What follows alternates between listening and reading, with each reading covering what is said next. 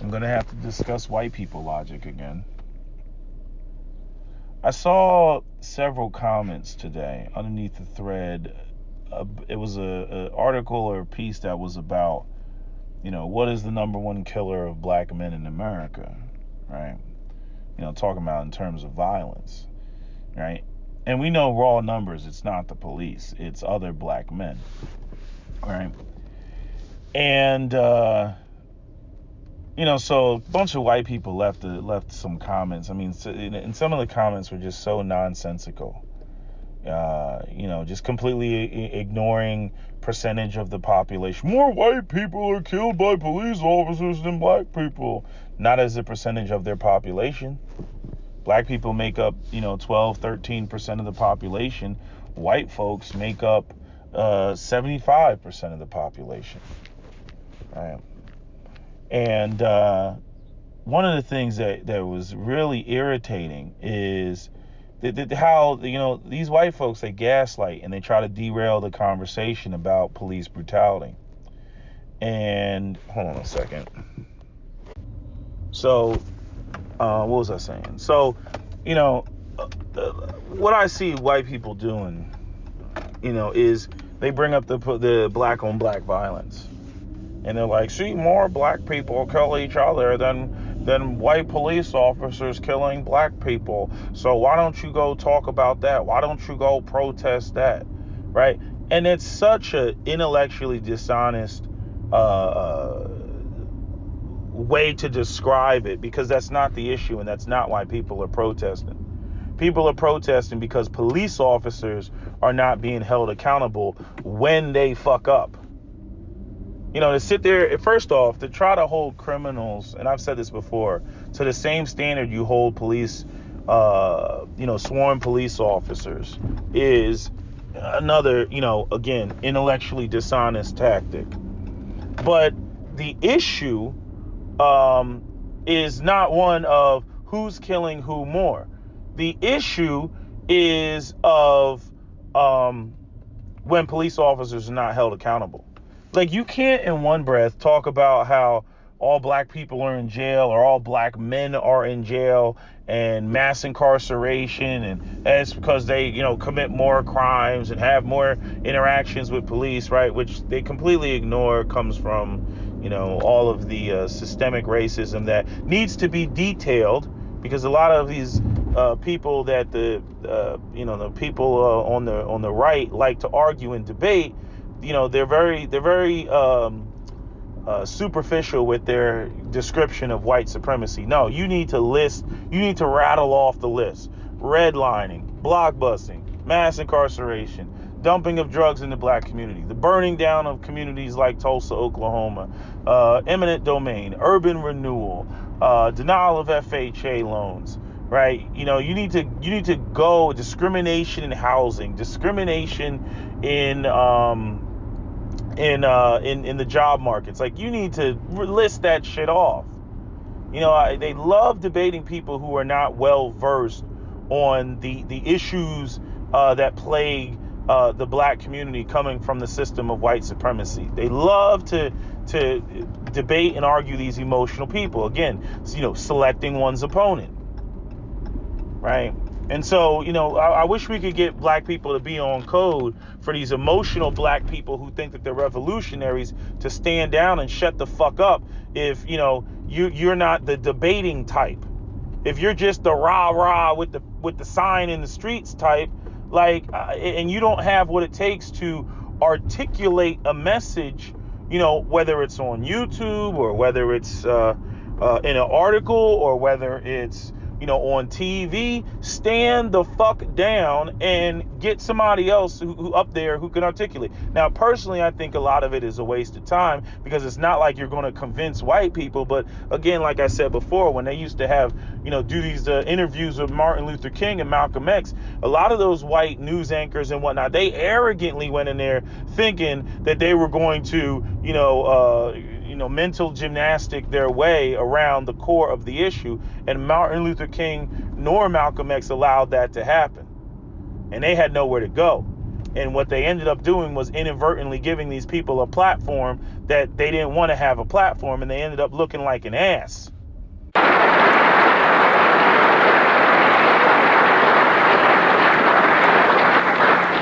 Just one step farther to see am I justified in this stand. And I say, I'm speaking as a black man from America, which is a racist society. No matter how much you hear it talk about democracy, it's as racist as South Africa, or as racist as Portugal, or as racist as any other racialist society on this earth. The only difference between it and South Africa preaches separation and practices separation. America preaches integration and practices segregation. This is the only difference. They don't practice what they preach. Whereas South Africa preaches and practices the same thing. I have more respect for a man who lets me know where he stands, even if he's wrong, than the one who comes up like an angel and is nothing but a devil.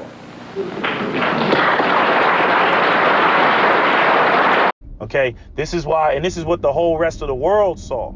So when they saw, so when you had that whole situation in 1979 in Iran, they let all the black people go. They were like, you're not the ones fucking us up. You're not the ones that's coming in here with your, U.S. foreign policy. Nah, we seen you all get the dogs and the fire hoses sicked on you. We seen you all fight for your rights. We heard what Malcolm X, had to say, as a fellow Muslim, inshallah, right? Right? Or Muhammad Ali. Like, we seen the shit. But, now you just get these people that are just like, they're just up there not being, tactical with the way that they approach, these conversations. And not only that, they're not well versed. But anyway, I got slightly off topic. But I'm saying, these people will bring up, there's all these black men in jail and whatnot. I'm like, yeah, so if they're all in jail for violent and non-violent felonies, that means that they're being held accountable. It's just like when that little boy, the white boy in South Carolina, got killed by his black neighbor, right? The father and the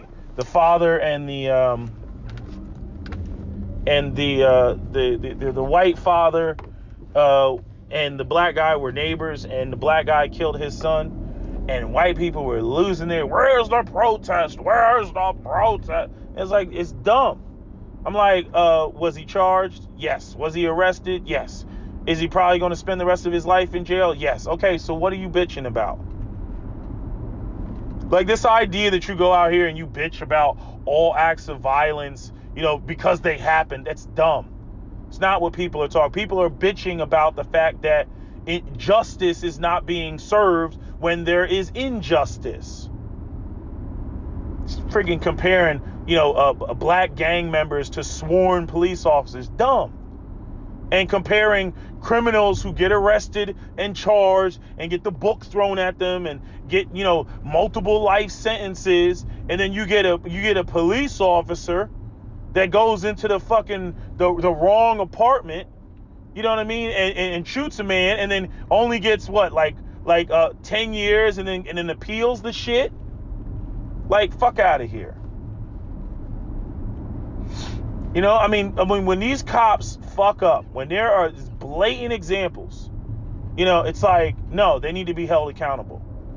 And there's another area that irritates me when it comes to black people where, they start, they sound like the boy that cries wolf, and they start screaming and bitching about, every time there's a police shooting, and they don't wait and see, what the details are before they start bitching. And then when you get a real case where you get a police officer that's a legitimate racist, writing racist shit on Facebook, foaming at the mouth with his racism, and then you're trying to point that out again, just like with the Democrats and MSNBC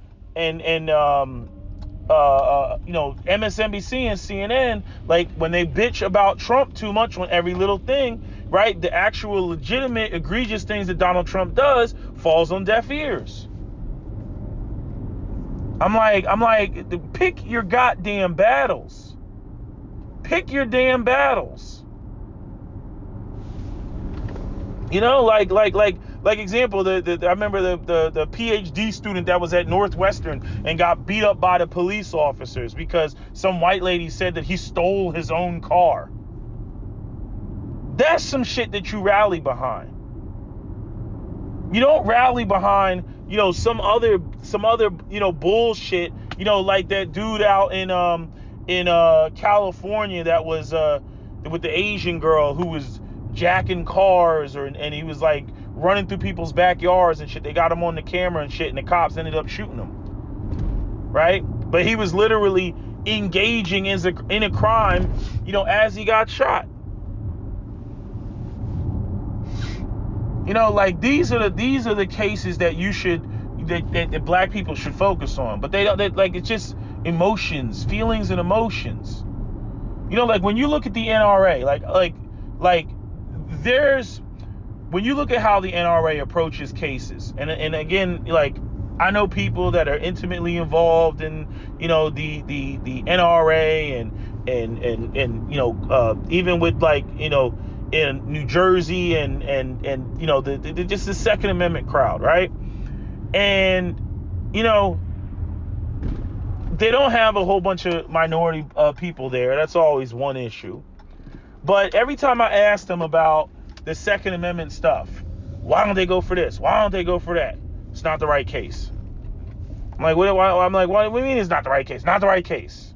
We need a better case. It's not the right case. So they're looking for a better case. They're looking for a case that, checks all the boxes. Where there is a victim, there's a person that, that lost, something, they got arrested, their life and liberty was at risk or something like that, right? Those are the cases they want to get behind, right? They don't want to use every single Second Amendment case if somebody's bitching about something and overload the court with, these bullshit ass cases that really aren't going to go anywhere. It's like the same way people are they want to see, Kyle Rittenhouse charged with murder. I'm like, not going to be charged with murder. Sorry, he's not. You got Rosenbaum chasing his, shoot me, nigga, shoot me, right? I'm like, play stupid games, win stupid prizes. What are you doing chasing a man that has a rifle? You see the rifle and you're going to chase him? I'm like, okay, you got to be a dumbass. Grosskreutz, he goes out there with his little pistol chasing a man with a rifle. You know what I mean? I'm like, first off, you don't even need to get that close to use it. Like, what are you doing? You know what I mean? You're going to run right up on him with the pistol? I'm like, if he was going to use it and shoot Kyle, he could have shot Kyle from a distance. But nah, he didn't do that. Again, I don't know what these people are thinking, man. You know what I mean? Like, I don't engage in that sort of, feelings and emotions type of bullshit. Like when you're dealing with real life and it's like life or death and shit, like, it's like, you gotta, make sure that you're in the right when you're doing some shit. You gotta have, how do I want to say this? Not how I want to say it. Like when I say you gotta make sure, like, you're in the right, like you gotta make sure that, like, if you got a gun on you and you're going to use it, then use it for the proper purpose. Use it for the intended purpose. You know what I mean? You can't be out there clamming up and everything else like that. But again, Grosskreutz was a felon. I'm just saying, because I'm going to get ready to go. A lot of intellectual dishonesty, online, and it's really frustrating reading the comments and seeing these people that just, they intentionally don't want to get it. Literally, they intentionally do not want to get it. What do I do with my shit? Oh, I got it. Yeah, they intentionally don't want to get it. And these sort of ideas are becoming more and more pervasive. And I blame the media in large part because of the way that they've tried to, virtue signal. And I mean, this goes back way before even, Donald Trump became president. You know, this sort of people being sick and tired of being virtue signaled by the left has been going on for a while. You know, especially as it pertains to, you know, men.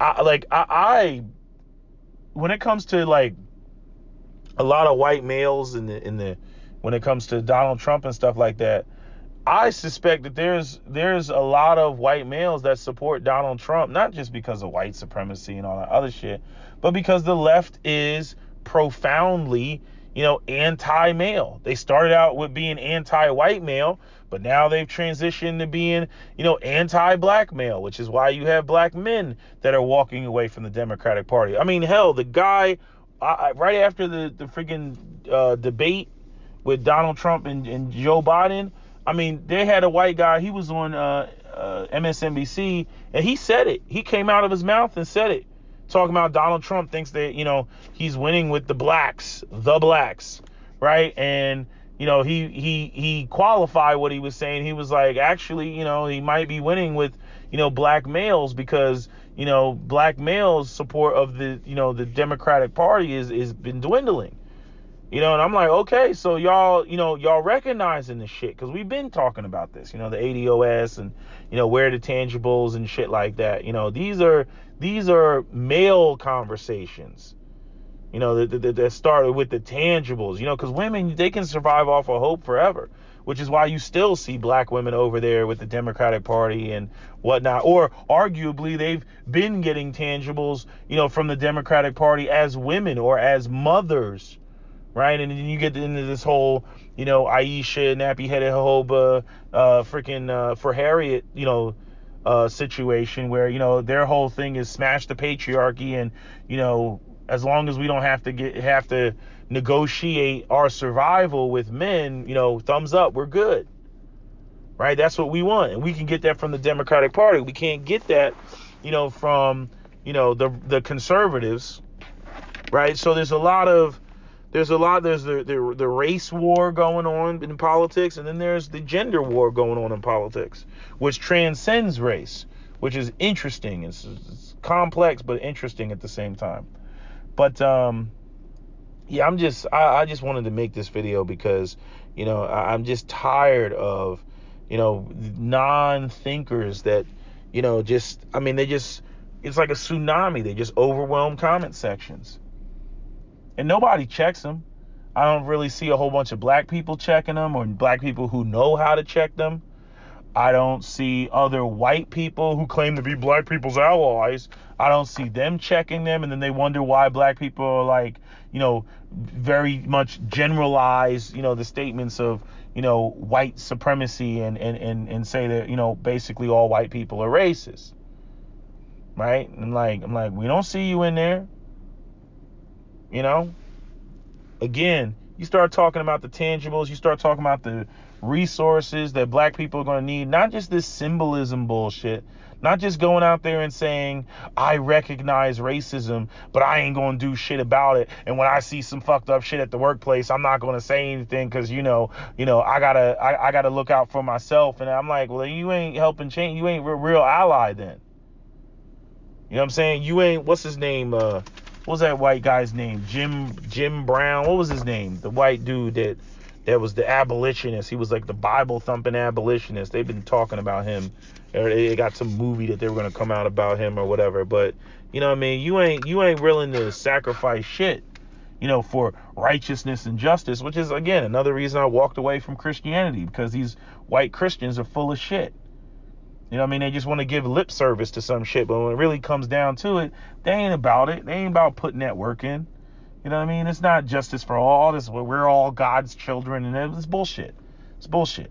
Motherfuckers do not operate like that. And you look at the freaking, you know, the world, and you look at the society and the inequality and shit like that. Please, you know, the only way that this shit would end, seriously speaking, and like I said a long time ago, like if I was God, I would make fucking reincarnation, you know, a known fact. Oh, you'd eradicate all sorts of inequality with that shit. I'm like, oh yeah, you corporate white CEO with $4 million and shit like that. Yeah. You're gonna come back as a starving Ethiopian black child in the next life. That motherfucker would be making sure that Ethiopia, its quality of living increased. I mean, that's the only way. But the way that the world is, it's like on some animal kingdom shit, right? Survival of the fittest, right? We live in a finite world with finite resources, and people are trying to ensure their genetic survival by controlling those resources, not only as individuals, but as a group that has an identifier and uses that identifier to say that they are a member of the group, and that they will, engage or work with each other enough to a point, not that they don't have internal strife and conflict, but they will work with each other enough to make sure that to eliminate all other opposition. Whatever is internal conflicts exist in class and everything else like that, that will exist and that will be internal. But everybody else that is not them might as well just be eradicated, right? That's in other words, it clears out the room. It makes more space, right? Instead of adding more chairs to the game of musical chairs, the idea is to eliminate the people so that there's more chairs for, one ethnic group or one, party and whatnot. And that's the reality of the world. And that's why I favor the godless world model. And none of this other stuff. I don't care what these holy books say and what the Bible says and the Quran and the Torah and everything. Nobody operates like that. For further evidence, I direct you to the third planet from the sun. Right? Nobody operates like that.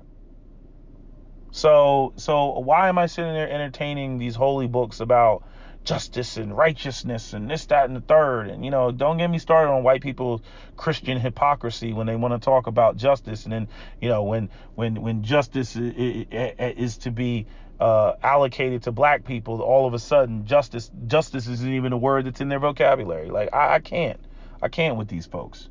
But anyway, I just wanted to make this quick video. So that's my video. SWP out.